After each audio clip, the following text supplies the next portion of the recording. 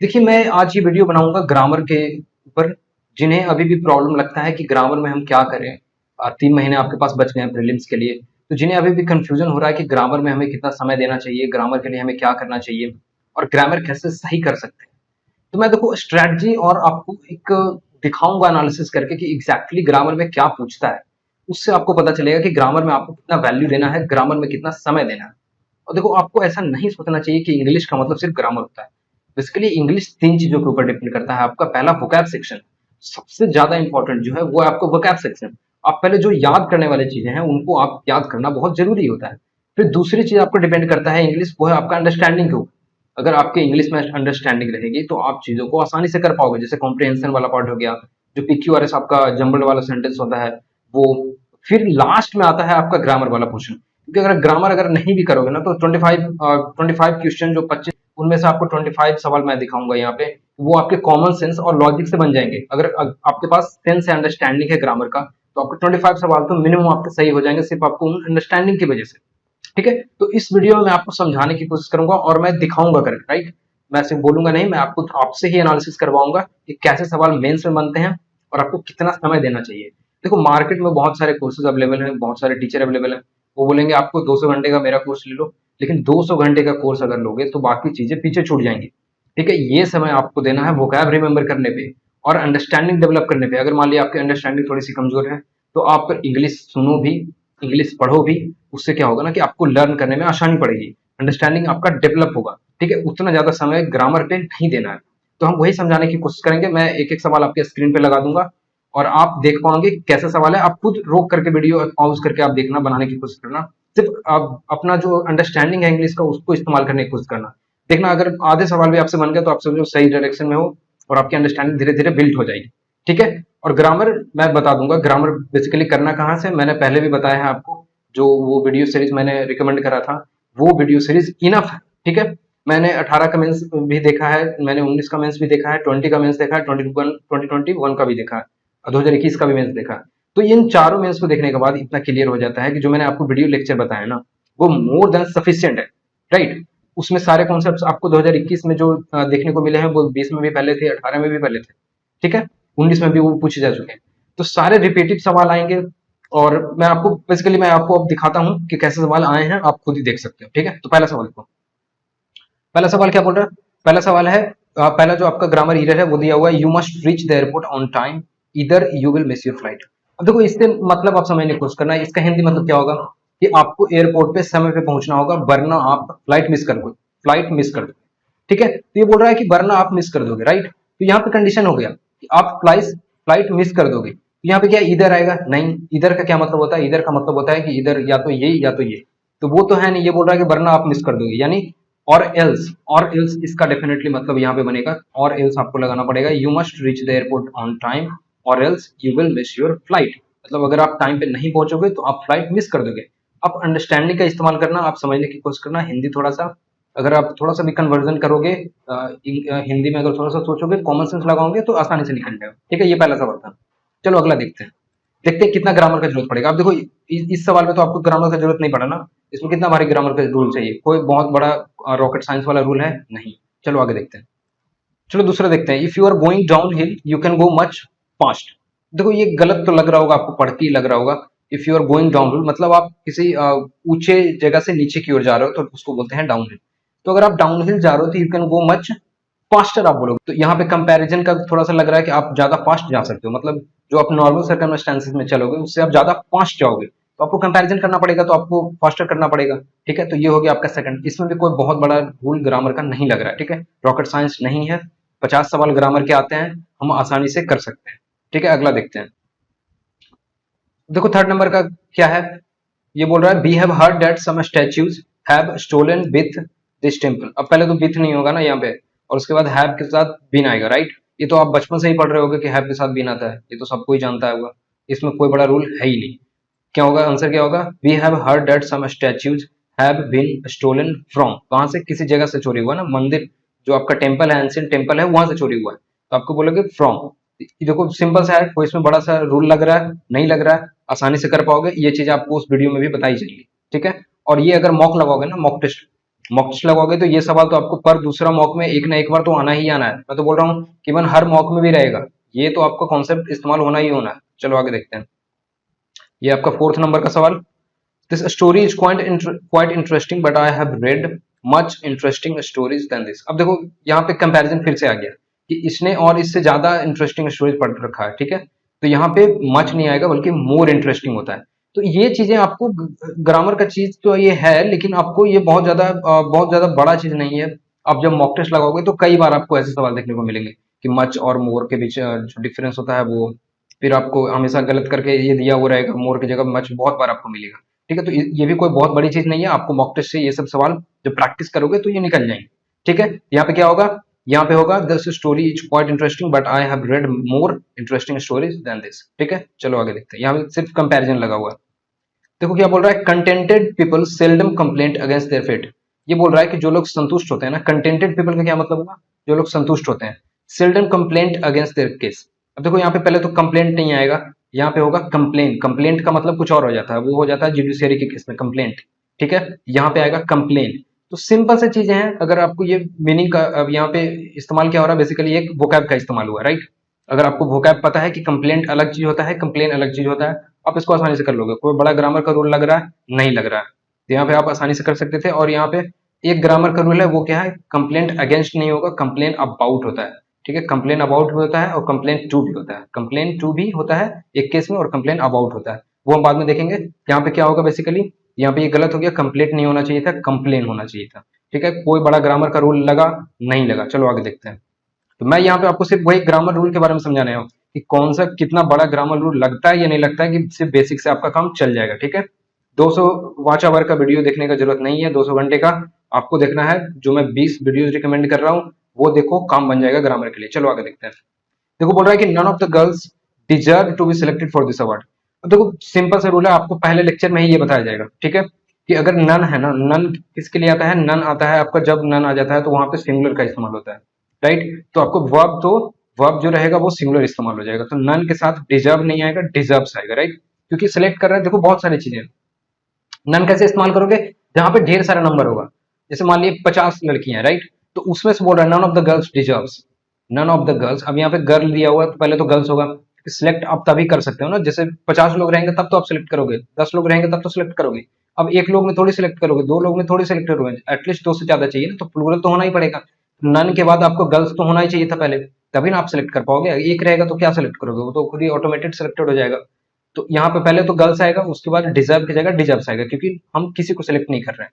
तो वर्ब हमारा होगा, वो होगा सिंगुलर। तो देखो सिंपल सी चीजें हैं, वर्ब से रिलेटेड आ गया चीजें, आपको कोई बड़ा ग्रामर का रूल है नहीं है, ठीक है। फिर चलो आगे देखते हैं। The little boy did many mischiefs in school. अब देखो मिसचिप्स है, अब ये जब मॉक लगाओगे ना तो कई बार मिसचिप्स का इस्तेमाल होगा। मैंने भी मॉक लगाया तो कई बार मिसचिप्स आए हैं, नो डाउट। ये कई बार आपको मिलेगा, तो मेनी की जगह आपको करना पड़ेगा मच मिसचिप, क्योंकि मेनी नहीं होता है ना, मच मिसचिप होता है। ये आप जब मॉक टेस्ट लगाओगे या फिर जो एमबी का पब्लिकेशन का सेट लगाओगे तो प्रीवियस ईयर में भी आपको देखने को मिल जाएगा कि मेनी मिसचिप नहीं होता, मच मिसचिप होता है। कोई बड़ा ग्रामर का रूल चाहिए नहीं चाहिए, ये प्रैक्टिस से हो जाएगा। चलो आगे देखते हैं। फिर देखो है the gentleman had a suitcase full with bigs ornaments and dresses. देखो इसमें क्या है, इसमें एरर क्या है कि फुल ऑफ होना चाहिए था, फुल विथ नहीं होगा, फुल ऑफ होना चाहिए। The gentleman had a suitcase full of bigs ornaments and dresses. अब यहाँ पे देखो कोई बड़ा एडजेक्टिव और कोई बड़ा एडवर्ब या फिर कोई आपको क्लाउज, ये सब नहीं लग रहा है, ठीक है। सिर्फ यहाँ पे क्या होना चाहिए था, फुल ऑफ होना चाहिए था। अब ये पढ़ोगे तो वैसे भी कॉमन सेंस लगाओगे थोड़ा सा तो गलत लगेगा आपको पढ़ने में, फुल विथ नहीं होना चाहिए, फुल ऑफ होना चाहिए। वैसे ये कहाँ से मिलेगा आपको, ये मॉक टेस्ट लगाओगे तो हो जाएगा। एमबी पब्लिकेशंस में भी आपको कई बार ये फुल ऑफ देखने को मिल जाएगा, 2-4 बार तो मिल, बता रहा हूँ, ये आपको एमबी में देखने को मिल जाएगा। तो ये एमबी से हो जाएगा आपका, ठीक है। तो इसमें कोई बहुत बड़ा रूल नहीं है ग्रामर के लिए, तो पीछे मत भागना ज्यादा। चलो आगे देखते हैं। Nobody was interested in the fish who Gopal had catch. अब देखो हु आता है क्या फिश के साथ, फिश तो आपका वो हुम तो हो ही नहीं सकता, हु तो होगा नहीं, हु तो आता है किसी ह्यूमन के लिए, राइट। तो यहाँ तो आपका फिश के साथ हु लगेगा नहीं, विच ही लगेगा ऑलमोस्ट। देखो कितना सिंपल सा रूल दिया हुआ है, अब इसमें क्या ही बहुत बड़ा रूल हो गया इसमें, है ना। चलो आगे देखते हैं। आसान से सवाल था। फिर देखो every Saturday your mother prepare से पढ़ी, इजेंट से होगा थोड़ी ना, या तो डजेंट से होगा ना। ये अगर आप थोड़ा सा भी अब ये सवाल तो कई बार वैसे आ चुके हैं पहले भी, आपका इसको क्या नाम बोलता है मुझे ध्यान में नहीं आ रहा, बट ये सवाल बनते हैं कई बार, डजेंट सी और डज ही, इस तरीके के सवाल बनते हैं, ठीक है। तो यहाँ पे इजेंट नहीं आएगा, डज होगा, right. Every Saturday your mother prepare a pudding, doesn't see, मतलब बोल रहा है कि क्या करती है कि नहीं करती, यस करती है, doesn't see, yes see does, right.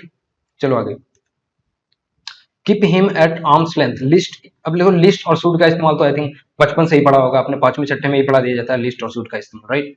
ये भी लिस्ट और सूट है, सिंपल सी चीजें हैं, वहां भी आपको वीडियो लेक्चर में भी बता दिया जाएगा, कोई बहुत बड़ा चीज नहीं है, बहुत ज्यादा ध्यान देने की जरूरत नहीं है। चलो आगे देखते हैं। It turn out to be the noisy park party anybody had ever attended, अब देखो यहाँ कंपैरिजन देखो किससे हो रहा है, it turn out to be the noisy park party anybody had ever attended, ever लगा दिया, मतलब कभी भी आपको कंपैरिजन करना पड़ेगा, मतलब सबसे ज्यादा नोइजी पार्क पार्टी यही था जो लोगों ने अभी तक अटेंड करा है। अब जैसे ही आ गया सुपरलेटिव वाला केस, अब ये क्या हो गया, सुपरलेटिव का हो गया, तो आपको क्या लगाना पड़ेगा, आपको लगाना पड़ेगा सुपरलेटिव, तो ये यहाँ पे नोइजी की जगह क्या होगा, नोइजीएस्ट पार्क होगा। अब इसमें बहुत बड़ा रूल है क्या, ये तो सिंपल सी चीज हो गई ना कि अगर आपने कंपेयर कर दिया सबसे, सब चीजों को लेकर के सबसे बेस्ट बता रहे हो, सबसे नॉइजिएस्ट बता रहे हो, तो आपको नॉइजिएस्ट लगाना पड़ेगा, सिंपल है, कोई बहुत बड़ा रॉकेट साइंस नहीं है, कोई बहुत बड़ा रूल नहीं है। चलो आगे देखते हैं। मैं बस रूल बताने की कोशिश कर रहा हूँ कि क्या ग्रामर में बहुत बड़ा रूल आ रहा है क्या, कोई ऐसा रॉकेट साइंस है कि जो आपसे नहीं होगा, सिंपल सी चीजें हैं, खाली अंडरस्टैंडिंग का इस्तेमाल करेंगे हो जाएगा। चलो आगे देखते हैं। The annual meeting of our club has been, अब देखो इसमें चार ऑप्शन दिए हुए, डिरेंज्ड, डेफर्ड, ड्रैग्ड और डिस्टर्बेड। अब देखो इसमें क्या होगा, अब मीटिंग को पोस्टपोन कर रहे हो, पोस्टपोन का मतलब क्या होता है, डेफर करना, डेफर करने का मतलब क्या होता है, पोस्टपोन करना, राइट। तो यहाँ पे आराम से डेफर लगा दोगे, ये क्या है, ये कोई ग्रामर का रूल नहीं है, बेसिकली ये आपको वोकैब से हो जाएगा, तो अगर आपको पता होता डेफर का मतलब आपने फटाक से लगा दिया होता, ठीक है, इसमें भी कोई ग्रामर रूल नहीं है। चलो आगे देखते हैं।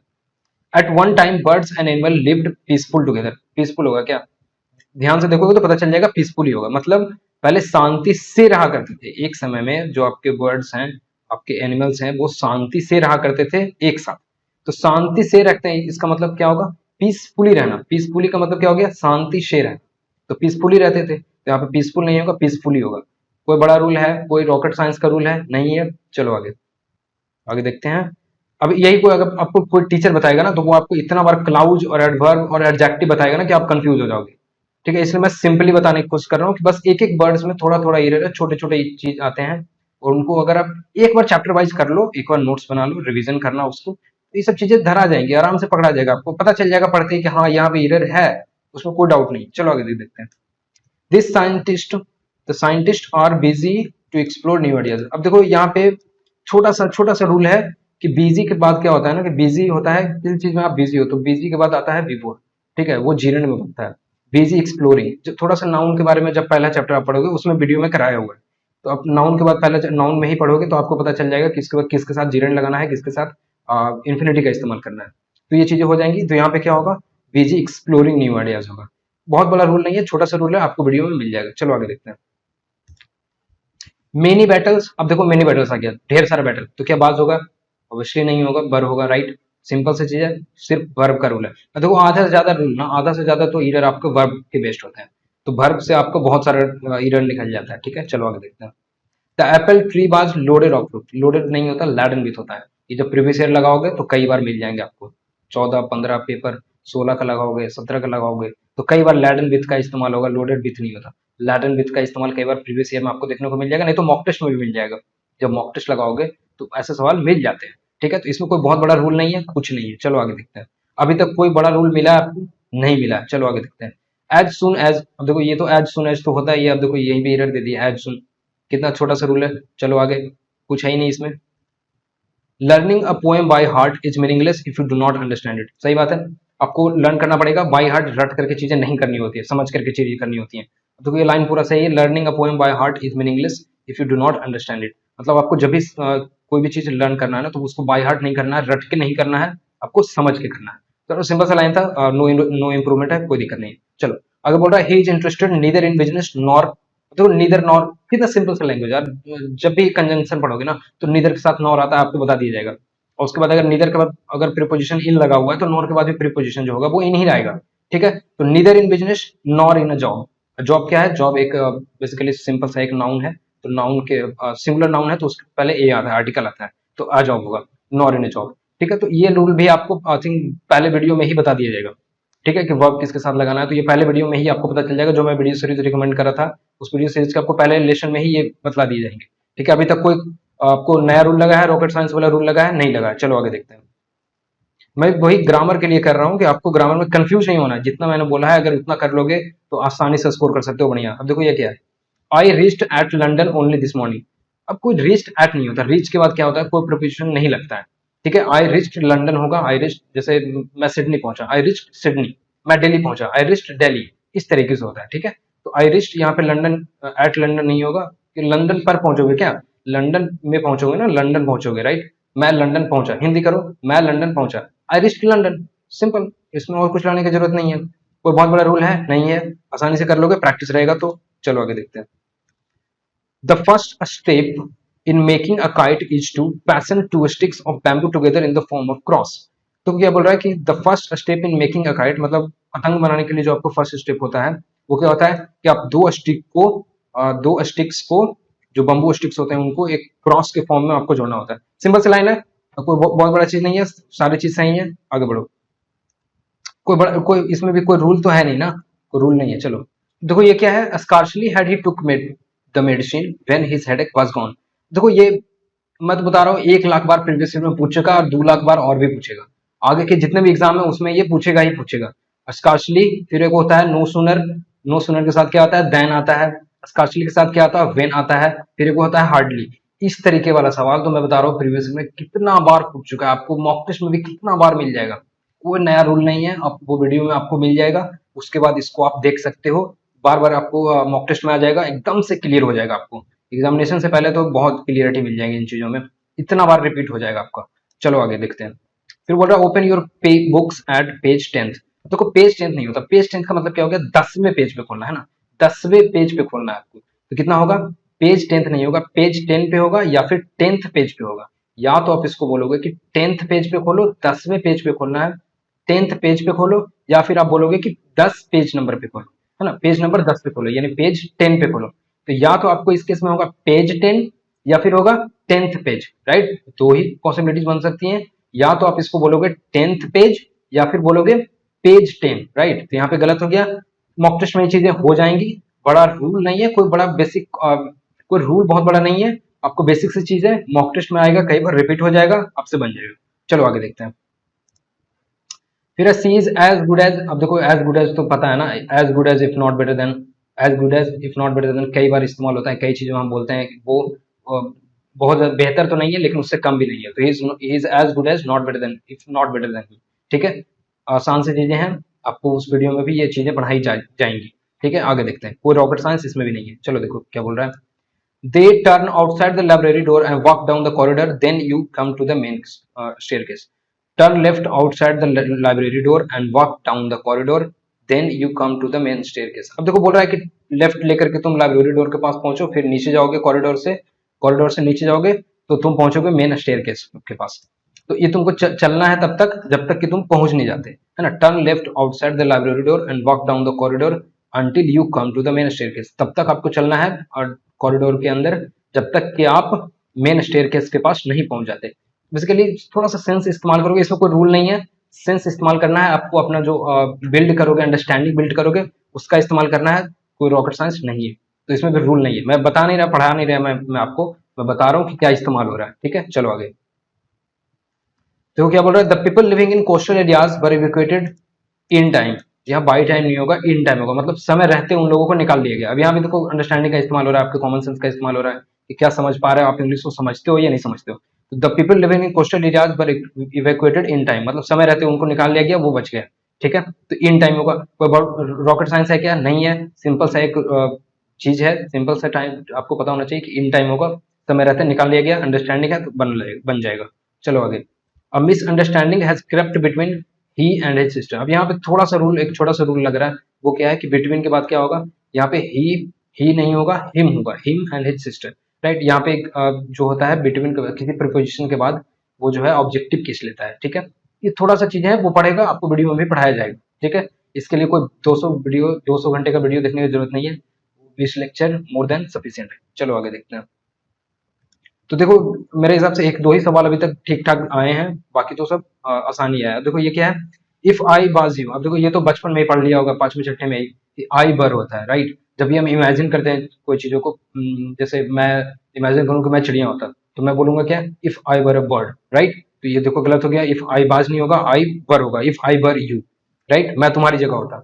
चलो आगे, 80 girls sat there at 4 long tables doing their homework. देखो बोल रहा है कि 80 लड़कियां बैठ गई और लॉन्ग टेबल पे, 4 लॉन्ग टेबल पे, और उन्होंने अपना होमवर्क किया। कोई एरर है क्या इसमें? नहीं है। और एरर इसमें क्या ही हो सकता है? इसमें अगर बनाता भी तो कोई बहुत बड़ा रूल होता क्या? नहीं, सिंपल सी बात है, वो लोग अपना होमवर्क आए, वो लोग अपना होमवर्क करके चले गए। चलो देखो, keep the dog tied indoors however it may bite a stranger. अब क्या यहाँ पे कंडीशन बोल रहा है कि तुम डॉग को जो है अपने घर के अंदर बांध करके रखो, नहीं तो वो काट लेगा किसी को। तो बोल रहा है नहीं तो काट लेगा, तो यहाँ पे क्या इस्तेमाल होगा? और एल्स। और एल्स, अगर ऐसा नहीं करते हो तुम, अगर तुम टाइट नहीं करोगे कुत्ते को, तो वो काट लेगा, ठीक है, किसी स्ट्रेंजर को। तो यहाँ पे क्या होगा? हाउएवर नहीं होगा, यहाँ पे क्या आएगा? Or else it will, it may bite some, right, stranger. यहाँ पे कोई बहुत बड़ा रूल नहीं है, सिंपल सी बात है, अंडरस्टैंडिंग का इस्तेमाल करना हो जाएगा। चलो, his tone was neither of anger nor sorrow. देखो फिर से नीदर और नॉर का इस्तेमाल हो गया। तो नीदर के बाद, अभी मैंने कुछ समय पहले बोला था कि नीदर के बाद जहाँ पे ये आएगा ऑफ अगर आया है, तो एंगर के बाद नॉर के बाद भी क्या होगा? ऑफ का इस्तेमाल होगा। तो neither of anger nor of sorrow, ठीक है। नीदर नॉर आपको पहले वीडियो लेक्चर में ही पढ़ा दिया जाएगा, पहला या दूसरा लेक्चर में तो पक्का पढ़ा दिया जाएगा, ठीक है। बहुत बड़ा रॉकेट साइंस ये भी नहीं है। चलो आगे, these experiments had been going on several months। अब since for का इस्तेमाल तो यार बचपन में ही पढ़ लिया होगा।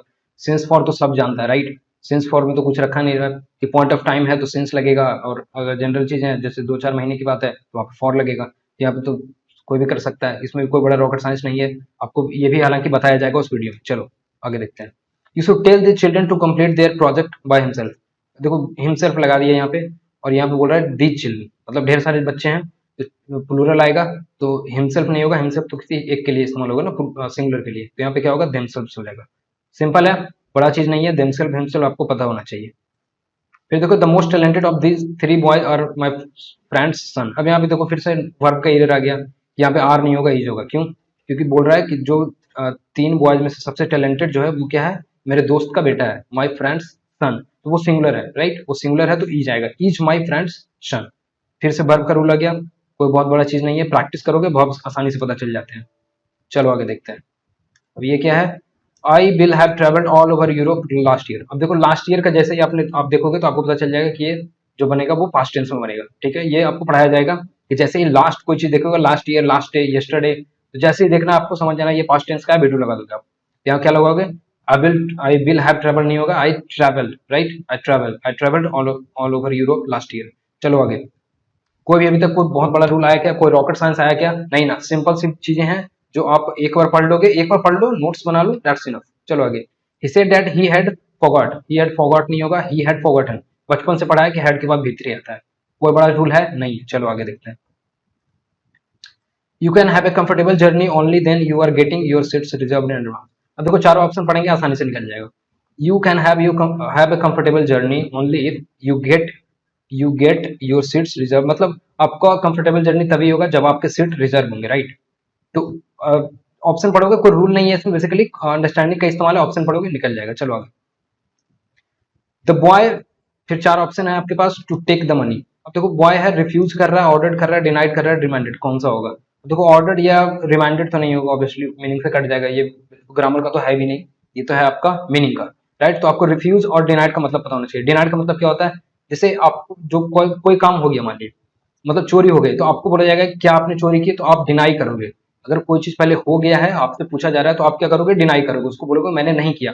आप you deny, right, you will deny, ठीक है। अब और रिफ्यूज का मतलब क्या होता है? कोई आपको काम करने के लिए कोई ऑप्शन दिया जाएगा कि आप या तो मार्केट से सब्जियां ले आओ या फिर आप फल ले आओ, तो आप उस केस में क्या करोगे? रिफ्यूज करोगे कि मैं नहीं जाऊंगा, ठीक है।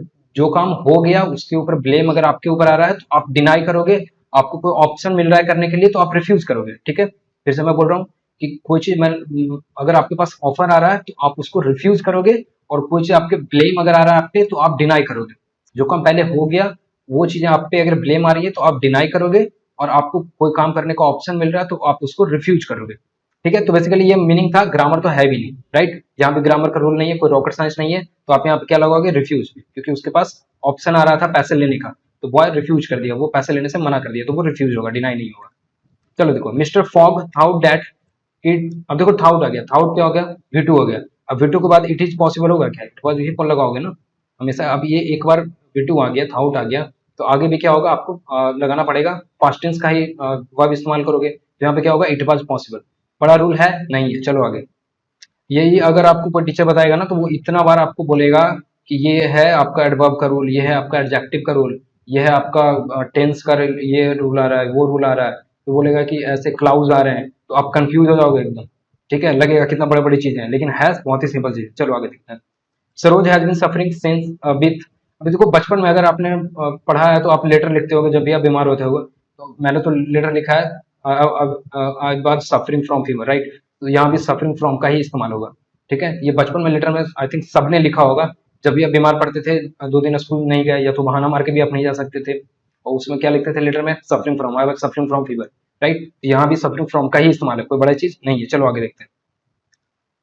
आई take pride in serving my country, देखो प्राइड है, उसके बाद इन सर्विंग आता है। अब प्राइड के बाद इन आता है basically. I take pride in my self, I take pride in my country, right. In serving my country, in country तो नहीं होगा।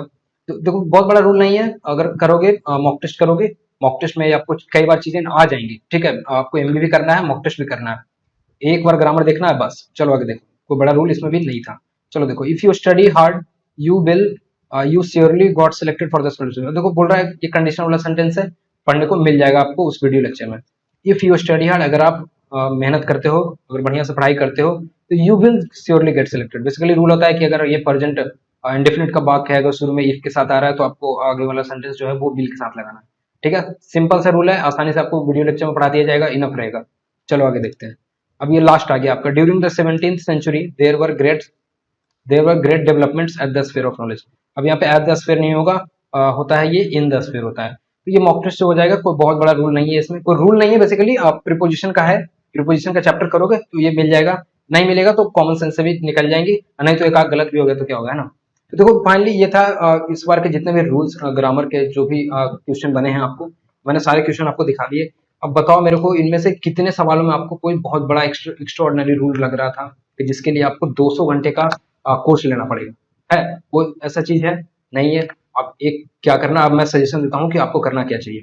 ठीक है, आप क्या करना, जो मैंने आपको वीडियो लेक्चर सजेस्ट करे हैं, आप उन 20 वीडियो से देखो, उनको एक बार नोट्स बनाओ, क्योंकि पढ़ाई हमेशा इंग्लिश का क्या कैसे करना है, मेंस के पर्सपेक्टिव से। तो आप मेंस के लिए तैयार कर रहे होगे चीजों को, है ना। इसमें 50 सवाल आने हैं आपको ग्रामर का, तो आप एक बार उन लेक्चर्स को देखोगे, फिर उसको आप नोट्स बना लोगे उससे। एक बार नोट्स बना लिया आपने, फिर आपको क्या करना है, प्रैक्टिस करना है। एक बार खत्म हो गया ना ग्रामर, फिर आपको प्रैक्टिस करना है एमबी पब्लिकेशन से सेट पे। ठीक है, एमबी के प्रैक्टिस सेट्स आप लगाओगे, उनमें आपको ये सब चीजें, जो भी चीजें आपको, जो मान लीजिए गलत हो गया, ठीक है, जो गलत हो गया या आपको नहीं आता है, उनके लिए एक एक कॉपी बना लेना, और नंबर वाइज 1 से लेकर के वो 400-500 तक चला जाएगा आपका रूल। वो ये जो भी गलत होगा उसको बेसिकली नंबर वाइज आपको लिखते जाना है। ठीक है, ऐसे करके उस पूरे कॉपी में नोट डाउन करते जाना है, और संडे के संडे उसको जितना भी गलत हुआ है उसको रिवीजन कर लेना। इस तरीके से आपका ग्रामर एकदम कंप्लीट हो जाएगा, बेहतर हो जाएगा। ठीक है, तो मैं उम्मीद करता हूं मैं समझाने में कामयाब रहूंगा। इसके लिए आपको ग्रामर के लिए कोई 200 घंटे का लेक्चर देखने का जरूरत नहीं है। ठीक है, वो 20 वीडियोस मोर देन सफिशिएंट है, उसको सही से देखो, नोट्स बनाओ उसका। और अगर बोलोगे तो मैं और भी 19 का, सीजन 19 का है, मैं बेसिकली एक पार्ट और ले ही आऊंगा कि मैं आपको 19 में भी दिखा सकूं, 20 में भी दिखा सकूं, उसको मैं जल्दी जल्दी आपको दिखा दूंगा कि कैसे रूल आते हैं। इसमें मैंने दिखाया कोई बहुत बड़ा रूल नहीं था, वैसे ही उसमें भी मैं दिखा दूंगा। कोई बहुत बड़ा आपको ग्रामर का रूल नहीं चाहिए, बहुत बड़ा ज्ञाता नहीं होना पड़ेगा ग्रामर को करने के लिए। फोकस किस पे करना है, फोकस करना है वोकैब पे, फोकस करना है आपको अंडरस्टैंडिंग डेवलप करने पे। अगर एक बार अंडरस्टैंडिंग डेवलप हो गया तो आधे सवाल तो वैसे भी निकल जाएंगे, है ना। इसमें 50 में से 25 तो ऐसे ही निकल जाएगा अंडरस्टैंडिंग सही। सिंस आ रहा है और फिर सफरिंग फ्रॉम आ रहा है, इसमें तो बचपन से पढ़े हैं यार। हैड के साथ भीतरी आता है, हैव के साथ भीतरी आता है, इसमें क्या बचपन से नहीं पढ़ा है क्या? ये तो भीतरी आपको सबको आता है, सबने पढ़ा है बचपन से। तो ऐसी चीजें, ठीक है, बहुत ज्यादा समय नहीं देना है, वो 20 वीडियोस जो है वो मोर देन सफिशिएंट होगा। ठीक है, मैं उम्मीद करता हूँ मैं आपको समझाने में कामयाब रहूंगा। सो थैंक्स फॉर वॉचिंग, मिलते हैं आगे के वीडियोज में।